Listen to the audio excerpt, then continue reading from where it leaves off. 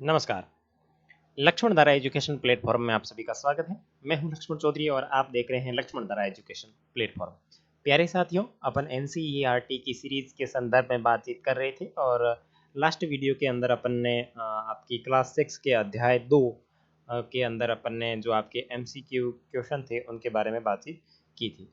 प्यारे साथियों, मैंने 6 क्लास की ज्योग्राफी के अंदर आपके व्याख्यात्मक लेक्चर जिन जो आपके लक्ष्य क्लासेस बालोतरा के यूट्यूब चैनल पर डाले गए हैं, उसके बाद में आपके उन लेक्चर्स की नोट्स एंड उनके वन लाइनर एमसीक्यू क्वेश्चन जो है जो वन लाइनर जो क्वेश्चन है उनकी पूरी व्याख्या मैंने अपने इस लक्ष्मण धारा एजुकेशन प्लेटफॉर्म पे की है और उसी प्लेलिस्ट के अंदर मैं आपकी NCERT MCQ for all exam के लिए ला रहा हूँ, जिसकी भी व्याख्या आपको उसी प्लेलिस्ट के अंदर मिल जाएगी। प्यारे साथियों, आप इसके डिस्क्रिप्शन बॉक्स तथा कमेंट सेक्शन के अंदर जाकर के वो सारी प्लेलिस्ट देख सकते हैं जो आपकी एनसीईआरटी 6 ब्लॉक भूगोल के संदर्भ में रहने वाली है। अगर आप अपने इस यूट्यूब चैनल पर नए हैं तो साथ में सब्सक्राइब कर लेना और अपने फ्रेंड को भी साथ में शेयर कर देना। तो चलिए, आज अपन आपके तीसरे अध्याय पृथ्वी की गतियों के संदर्भ में क्या क्या एमसीक्यू क्वेश्चन बनते हैं उनकी बातचीत करने वाले हैं। तो देखो ये आपका तीसरा अध्याय है और तीसरे अध्याय के अंदर अपने कौन कौन से प्रश्न बनने वाले हैं उनके संदर्भ में बातचीत करेंगे। ठीक है, तो मैं इसको थोड़ा सा जूम कर लेता हूँ। हाँ, ओके, नो प्रॉब्लम। ठीक है, नीचे दिए गए कथनों पर विचार कीजिए। अब यहाँ पे कथन दिए हैं, उनके ऊपर विचार करना है। पृथ्वी का अपने अक्ष पर घूमना घूर्णन कहलाता है। बिल्कुल सही बात है, पृथ्वी का अपने अक्ष पर घूमना है वो घूर्णन कहलाता है। यानी ये जो पृथ्वी है अगर अपने ही अक्ष पर घूमती है ऐसे गोल गोल तो ये इसका हो गया घूर्णन। ठीक है, और उसके बाद है पृथ्वी का सूर्य के चारों ओर स्थिर कक्षा में गति को परिक्रमण कहलाता है। देखो, पृथ्वी का सूर्य के चारों ओर एक स्थिर कक्षा में जो गति करती है उसको परिक्रमण कहते हैं। तो बिल्कुल सही है। देखो, फिर ये मान लो ये आपका सूर्य बीच में और पृथ्वी क्या करती है, अपने अक्ष पर ऐसे घूर्णन करते हुए अपने अक्ष की जो कक्षा है उस कक्षा के अंदर ऐसे ऐसे घूमती हुई एक परिक्रमण काल पूरा करती है। भाई इसको तो आपके लगते हैं 24 घंटे। ठीक है, इसको लगते हैं आपके 365 डे। तो ये तो परिक्रमण है, ये घूर्णन है, तो ये दोनों कथन सत्य हैं। तो आपके जो पहला प्रश्न है इसके अंदर 1 और 2 दोनों सत्य हैं। अब आपकी व्याख्या देख लेते हैं।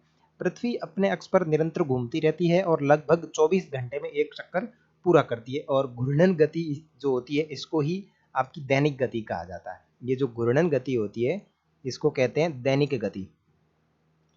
ठीक है ना, इसको कहते हैं दैनिक गति, इसको ही दैनिक गति कहा जाता है। और ये दैनिक गति है वो इसका चक्कर पूरा करने का जो टाइमिंग है वो आपका 24 घंटे है। पृथ्वी अपने अक्ष पर घूमती हुई लगभग 1,00,000 किलोमीटर प्रति घंटे की गति से सूर्य की परिक्रमा करती है और इस परिक्रमा को पूरा करने में लगभग 365 दिन 6 घंटे का समय लगता है। तो ध्यान रखना, पृथ्वी का जो परिक्रमण काल है, समझ में आ रही मेरी बात, परिक्रमण काल जो है वो आपका 365 दिन और 6 घंटे है। तो मैं यहाँ पे लिख सकता हूँ इसको, 365 दिन और 6 घंटे आपका परिक्रमण काल है। ठीक है, पहला प्रश्न कंप्लीट। सेकंड प्रश्न की बात करते हैं। देखो, पृथ्वी का अक्ष उसके कक्षा तल पर बने लंब से कितने डिग्री झुका हुआ है। तो पृथ्वी का जो अक्ष है वो कितने डिग्री झुका हुआ है, तो पृथ्वी का अक्ष झुका हुआ है 23.5 डिग्री। आप ग्लोब देखोगे तो ग्लोब में आपकी जो पृथ्वी की आकृति है वो इस तरीके से है, लेकिन झुकी हुई ऐसे दिखाई देगी। तो ये जो डफलामेंट है ना, ये वाला, ये 23.5 का है। ये तो हो गया अक्षीय झुकाव यानी अक्ष से, और कक्ष से बात करेंगे तो कक्ष यहां से होगा और ये आपका हो गया अक्ष। ठीक है ना, अक्षीय झुकाव 23.5 डिग्री है और कक्षीय की बात करेंगे तो आपका 66.5 डिग्री है। अब आपकी व्याख्या देख लेते हैं। पृथ्वी का अक्ष एक काल्पनिक रेखा है। पृथ्वी का अक्ष उसकी कक्षा तल पर बने लंब से 23.5 डिग्री झुका हुआ है, अर्थात इसके कक्षीय तल से 66.5 का कोण बनाती है। अब ये 66.5 डिग्री का कोण बनाती है कक्षीय तल से, और अक्षीय तल की बात करें तो ये बनाती है आपकी 23.5 डिग्री का। और वे समतल जो कक्ष के द्वारा बनाया जाता है उसको कक्षीय समतल कहा जाता है। ठीक है, तो ये चीज थोड़ी बहुत आप ध्यान रखना। उसके बाद में है प्रदीप्ति वर्त।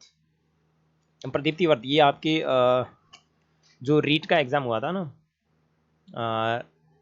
रीट प्री एग्जाम 2022 वाला, उसके अंदर आया था। ठीक है, मेरे को जहाँ तक मैंने दिया था उसके अंदर मेरे को याद है। प्रदीप्ति वर्त किसे कहते हैं, तो ग्लोब पर वह वर्त जो तापमान को विभाजित करता है। नहीं, बिल्कुल नहीं। ग्लोब पर वह वर्त जिसके द्वारा किसी स्थान की सही स्थिति ज्ञात की जाती, बिल्कुल नहीं।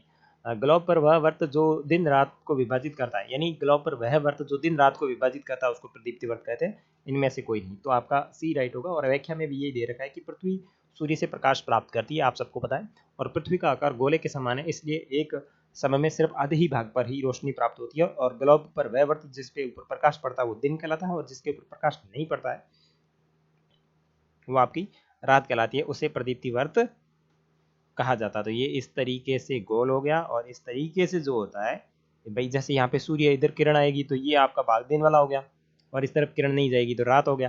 तो ये जो मैटर है, ये जो स्थिति है, ये आपका प्रदीप्ति वर्त कहलाती है। उसके बाद में चौथे प्रश्न की बात करें, ऋतुओं में परिवर्तन का कारण क्या है। अब देखो, ऋतु किसके कारण परिवर्तित होती है, तो ध्यान रखना, सूर्य के चारों ओर पृथ्वी की स्थिति में परिवर्तन होगी। पृथ्वी का अपने अक्ष पर घूमना, बिल्कुल नहीं। पृथ्वी अगर अपने अक्ष पर घूमेगी तो वो आपकी दैनिक गति होगी।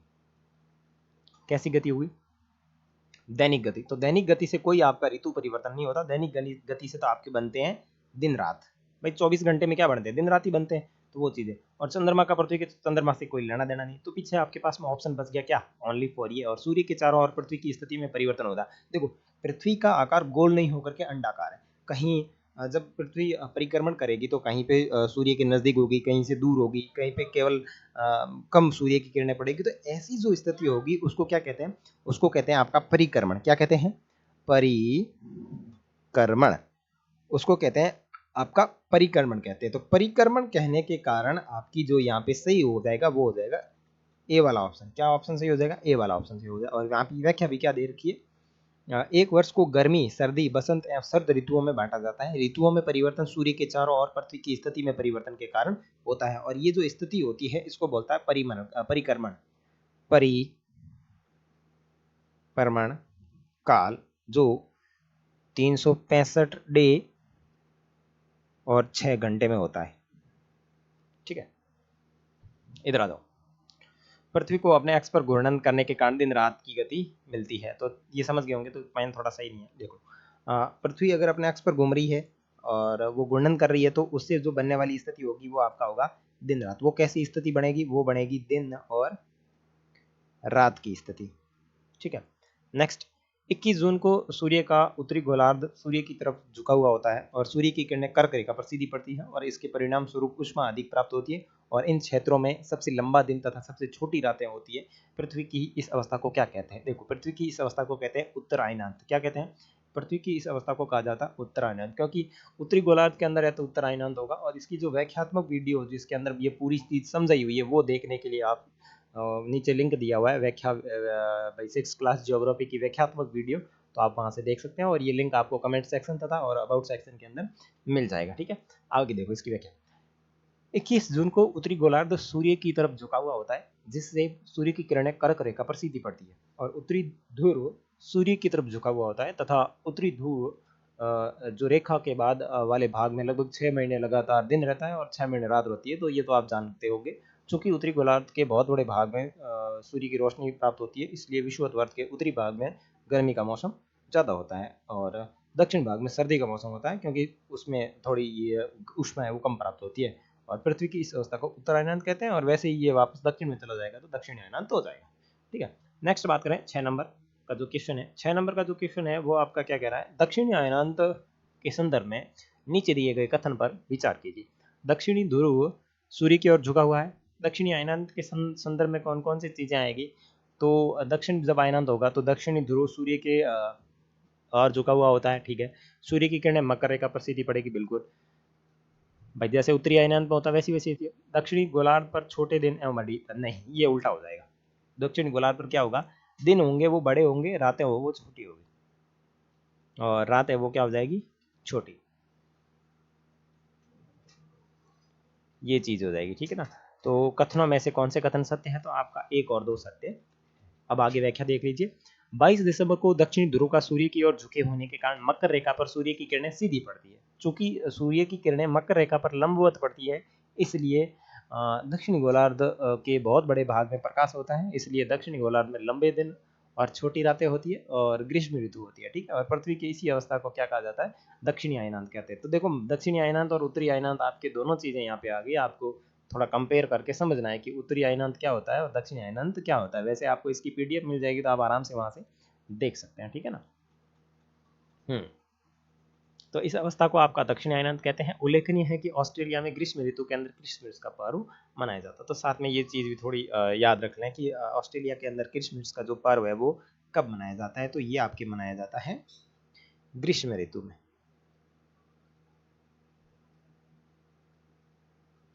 ग्रीष्म ऋतु में मनाया जाता है। विश्व के संदर्भ में नीचे दिए गए कथनों में से कौन से कथन सत्य है। अब देखो विश्व जो रेखा है इसके संदर्भ में नीचे जो कथन दिए इनमें से कौन से कथन आपके सत्य है। तो देखो इस अवस्था में सूर्य की किरणें विषुवत पर सीधी पड़ती है। ओके, इस अवस्था के अंदर सूर्य की किरणें सीधी पड़ती है, बिल्कुल सही है। विषुवत वर्त के संदर्भ में सूर्य की किरणें सीधी पड़ती है, इसलिए यहाँ का क्षेत्र उष्णकटिबंध है। पूरी पृथ्वी पर दिन और रात बराबर होता है। अगर विषुवत रेखा पर सूर्य की किरणें 21 मार्च और 23 सितंबर को सीधी पड़ती है तो बराबर होता है। और कोई भी ध्रुव सूर्य की ओर नहीं झुका हुआ होता है, ठीक है ना। जब आपका विश्व दिन होता है यानी जो 21 मार्च और 23 सितंबर को जो कोई सूर्य की किरणें भूमध्य रेखा पर सीधी पड़ती है तो उसको कहा जाता है विश्व। और इस दिन की स्थिति क्या होगी, यानी इस दिन इस अवस्था में सूर्य की किरणें विषुवत पर सीधी पड़ती है, बिल्कुल सही बात है।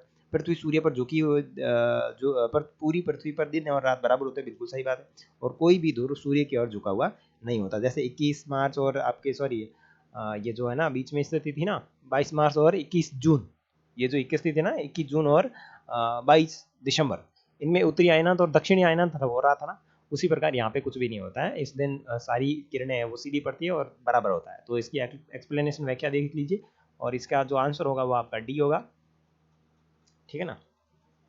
और व्याख्या में क्या देखेंगे कि ऊपर दिए गए तीनों कथन सत्य है और 21 मार्च और 23 सितंबर को सूर्य की किरणें विषुवत रेखा पर सीधी पड़ती है, इसलिए इसको विश्व कहा जाता है। इसलिए इसको क्या कहा जाता है, इसलिए इसको कहा जाता है विश्व, इसको कहा जाता है विश्व कहा जाता है, ठीक है ना। ये विश्व,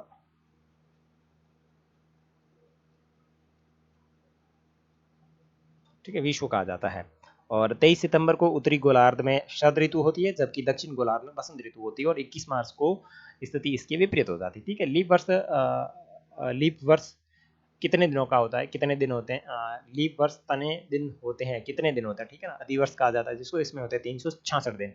और कैसे बनता है वो डिटेल देख लीजिए। पृथ्वी को सूर्य का एक परिक्रमण करने में आपको जो समय लगता है 365 दिन और 6 घंटे लगता है, और अपन सुविधा के लिए इसको 365 दिन ही पड़ते हैं। और जो 6 घंटे का समय है इसको क्या किया जाता है, प्रत्येक 4 वर्ष अगर काउंट करके जोड़ेंगे तो 6 घंटे का 24 बन जाएगा और 24 का एक अतिरिक्त दिन बन जाता है जिसको आप फरवरी में ऐड करके अपना वर्ष 366 हो जाएगा और इसे लीप वर्ष की संख्या दी जाती है, ठीक है।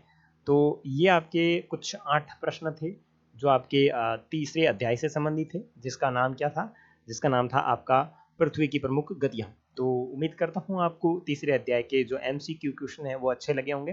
अगर आपको अच्छे लगे हैं तो इसको लाइक करें, शेयर करें, साथ ही साथ चैनल को सब्सक्राइब जरूर करें इसी तरीके के क्वालिटी कंटेंट पाने के लिए जो आपके NCERT से संबंधित है। आपकी जैसे ही ज्योग्राफी कंप्लीट होगी तो 7th की वैसे चल रही है और आप प्लेलिस्ट विजिट करते रहें बार बार, क्योंकि मैं वीडियो रिकॉर्ड करके सीधा प्लेलिस्ट में ही अपलोड करता हूँ बिल्कुल सिस्टमेटिक तरीके से।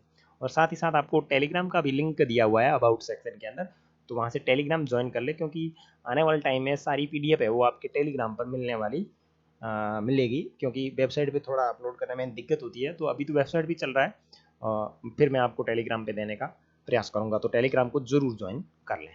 मिलेंगे आपके चौथे अध्याय में जिसका नाम है मानचित्र। तब तक के लिए जय हिंद, जय भारत।